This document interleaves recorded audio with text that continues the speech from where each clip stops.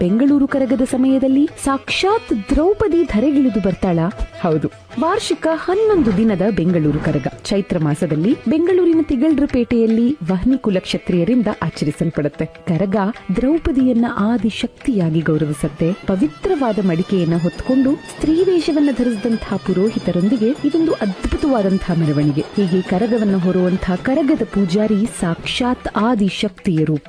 ನಿಮಗ್ ಗೊತ್ತಾ, ವಹ್ನಿ ಕುಲಕ್ಷತ್ರಿಯರು ಚಾಲುಕ್ಯರ ವಂಶಕ್ಕೆ ಸೇರಿದವರು. ಶಕ್ತಿಯ ಅವತಾರವಾದ ದ್ರೌಪದಿ ಇವರ ಕುಲದೇವತೆ. 800 ವರ್ಷಗಳ ಇತಿಹಾಸವನ್ನ ಹೊಂದಿರುವ ಬೆಂಗಳೂರಿನ ಧರ್ಮರಾಯ ಸ್ವಾಮಿ ದೇವಸ್ಥಾನದಿಂದ ಕರಗದ ಮೆರವಣಿಗೆ ಪ್ರಾರಂಭವಾಗುತ್ತೆ. ತಿಗಳ್ರ ಜನಾಂಗದವರು ಈ ಆಚರಣೆಯನ್ನ ಪ್ರಾರಂಭಿಸಿದ್ದು ನೋಡಿ ತಿಗಳ್ರು ದ್ರೌಪದಿಯ ವಂಶದವರು ಅನ್ನೋದು ನಂಬಿಕೆ. ತಿಗಳ್ರಲ್ಲಿ 3 ವಿಭಾಗ: ವಹ್ನಿ ಕುಲಕ್ಷತ್ರಿಯರು, ಶಂಭು ಕುಲಕ್ಷತ್ರಿಯರು, ಅಗ್ನಿ ಕುಲಕ್ಷತ್ರಿಯರು. ವಹ್ನಿ ಕುಲಕ್ಷತ್ರಿಯರು ಕಳಸವನ್ನ ಹೊತ್ತು ನೃತ್ಯ ಮಾಡುತ್ತಾ ದೇವರ ಹರಿಕೆ ಒಪ್ಪಿಸುವಂತ ಈ ಆಚರಣೆಯ ಮೂಲ ರಹಸ್ಯವನ್ನ ಹಿರಿಯ ಪೂಜಾರಿಗಳು ಗೌಪ್ಯವಾಗಿಟ್ಟಿದ್ದಾರೆ ಎನ್ನುವುದು ನಂಬಿಕೆ. ದೈಹಿಕ ಆಚರಣೆಯ ಗುಟ್ಟನ್ನ ಬಹಿರಂಗಪಡಿಸಿದ್ರೆ ಕುಲಕ್ಕೆ ಕೇಡು, ದೇಶಕ್ಕೆ ಹಾನಿ, ಇದು ನಂಬಿಕೆ. ತಿಗಳ್ರಪೇಟೆ, ಬಳೆಪೇಟೆ, ಚಿಕ್ಕಪೇಟೆ, ಅಣ್ಣಮ್ಮ ದೇವಸ್ಥಾನಗಳಲ್ಲಿ ಕರಗಧಾರಿಗಳು ಸಂಚರಿಸಿ ಸೂರ್ಯೋದಯದ ವೇಳೆಗೆ ಧರ್ಮರಾಯ ಸ್ವಾಮಿ ಗುಡಿಗೆ ಬರ್ತಾರೆ. ಭಾವೈಕ್ಯತೆಯ ಸಂಕೇತ ಅನ್ನೋ ಹಾಗೆ ಕರಗಧಾರಿಗಳು ಮೊದಲು ಮಸ್ತಾನ್ ಸಾಬ್ ದರ್ಗಾಗೆ ಹೋಗಿ ಅಲ್ಲಿ ಧೂಪಾರತಿಯನ್ನ ಸ್ವೀಕರಿಸಿ ನಂತರ ಪ್ರದಕ್ಷಿಣೆಗೆ ಹೊರಡುತ್ತಾರೆ.